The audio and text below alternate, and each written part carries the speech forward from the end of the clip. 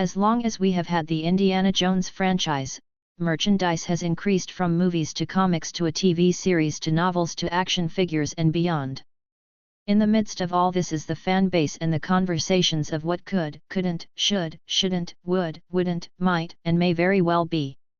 Somewhere in either late 2006 or early 2007. With Indiana Jones 4 on the horizon and rumors abound, I put together a video theorizing on what the next film will be about.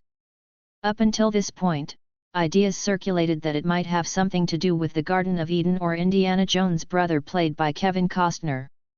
Two rumors that turned out to be true were suggestions that the film would involve extraterrestrial elements or an alien artifact, as well as whispers about Shia LaBeouf playing a significant role in the film. In my video, I did not address Shia LaBeouf, but did dismiss the alien scenario, as it did not play into the unfolding pattern of what came before. My theory saw a sequence of events, starting in Raiders of the Lost Ark, continuing in Temple of Doom, and continuing with The Last Crusade. I call this the cookie-cutter technique in storytelling. This is not an exclusive adherent to these films. In each film, a different religion is highlighted, though only from a certain aspect and overly simplified. In Raiders of the Lost Ark is Judaism, in the Temple of Doom is Hinduism, and in The Last Crusade is Christianity. Each film has its accompanying MacGuffin. In Raiders of the Lost Ark it is the Ark of the Covenant. In the Temple of Doom it is the Sankara stones. In The Last Crusade it is Henry Jones' diary, and from there the Cup of Christ. Each film also had its creatures. Raiders had the snakes, Temple of Doom had the bugs, and Last Crusade had the rats.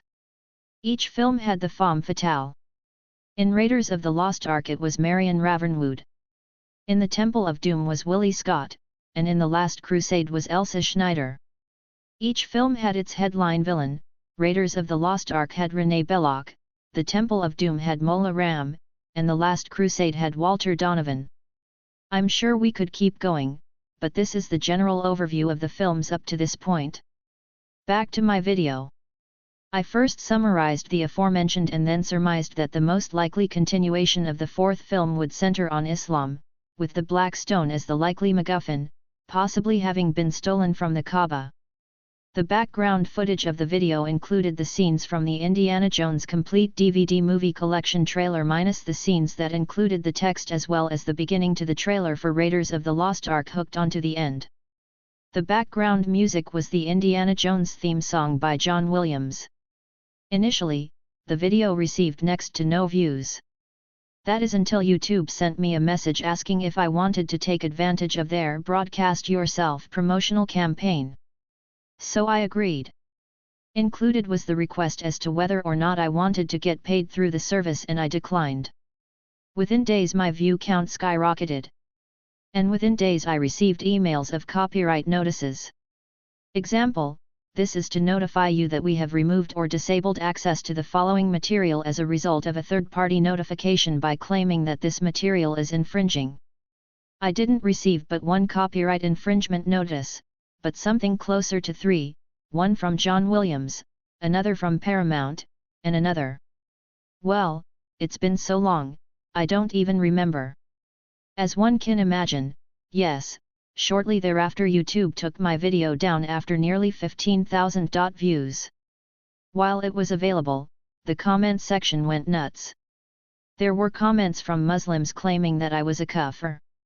There were cynical reactions as if to imply the creation of the video was for some impure motive. There were more positive reactions praising the theory. And then messages that served to correct certain aspect, such as disagreeing with my claim that the Black Stone and the Sankara stones originally fall under the category of a beetle. With all this having been said, in April of 2022, I found out that an old blog post from Mystery Man on Film made a reply to my video. So let's check it out and start reading from where my video is mentioned. I'll share the link to the blog post in the description for those who want to check out the original blog post for themselves. Let's start a rumor of our own with a damn good theory. A friend sent me this link where a fan posted his theory on Indy 4. And yeah, no, I remember having a conversation with a close friend of mine years ago about this very same artifact. It's still a good theory. Follow me here. In every movie, Indy always went after an object from a different religion, right? In the first film, it was Judaism with Ark of the Covenant. The second film was Hinduism with the Sankara stones, and the third film was Christianity with the Holy Grail. And thus, the fourth movie may involve an Islamic artifact. Perhaps the Black Stone? According to Wikipedia, the Black Stone is one of the cornerstones of the Kaaba, the ancient stone building towards which all Muslims pray. The Kaaba is located in Mecca, Saudi Arabia, where it is surrounded by the enormous Masjid al-Haram, the Grand Mosque. The Black Stone is comparatively small, being roughly 30 centimeters 12 inches in diameter. However, it can be recognized instantly by the large silver band surrounding it. When pilgrims circle the Kaaba as part of the ritual of the Hajj, many of them try, if possible, to stop and kiss the Black Stone. The stone is actually broken into several pieces, damage which occurred when it was stolen in 930. Qarmishan warriors sacked Mecca and carried the Black Stone away to their base in Bahrain. It was returned 22 years later. In the process, the Black Stone was cracked. It is now held together by the silver band, which is fastened by silver nails to the stone. I like this theory and I'll tell you why. As many of you know, I spent over a decade chronicling all the sordid rumors of Indy 4. From about 94 to 97 we heard rumors about Indy going after an artifact from the Garden of Eden. Spielberg said it had to do with Adam and Eve. The title Indiana Jones and the Garden of Life was being tossed around Paramount. So tell me, what possible artifact could be obtained from the Garden of Eden? The apple? Fig leaves? Tree of life? No. It's something different. Many Muslims believe that the Black Stone fell from heaven at the time of Adam and Eve, and that it was once pure and dazzling white but turned black because of all the sins it absorbed. Some Muslims also believe that at the Last Judgment, Qiyamah, the Black Stone will speak for those who kissed it. Allah will bring it forth on the day of resurrection, and it will have 2 eyes with which it will see and a tongue with which it will speak, and it will testify in favor of those who touched it in sincerity. Hey, this hot little item contains all the elements you need for an Indiana Jones adventure, mysterious powers, and better yet, the promise of salvation or eternal damnation. Of course, it may not be the Black Stone. The Topkapı Palace, which is located in Turkey right by the beautiful Bosphorus waters, has a chamber of sacred relics full of Islamic items like the gold chest containing the holy mantle of Muhammad, the swords of Muhammad, and the lock of Kaaba. Everyone is clearly nervous about this movie. Lucas admitted that they're going to take a hit from the critics and fans. Kerp said, "I'm going to get my ass handed to me." I wonder, are they nervous because the storyline will involve Muslim beliefs? Is this really an appropriate time to be going after an Islamic artifact? Would these same Muslims who rioted over cartoons in Norway be equally upset over a comic bookish action-adventure film that they might view as dishonoring their beliefs?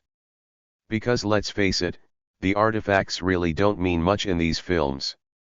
It's just an excuse to have really cool special effects. The story is always about the people going after those artifacts. And it's also about bugs and snakes. Initially the fourth film was supposed to bow out the franchise. If so, given what we eventually received in Indiana Jones and the Kingdom of the Crystal Skull, it should have utilized the interdimensional alien plot point, inspired by Eric Van Daniken's Chariot of the Gods, to tie the series together by means of doubling down in saying that the supernatural elements were actually alien in origin. What are your thoughts? Share in the comment section below. Till next time.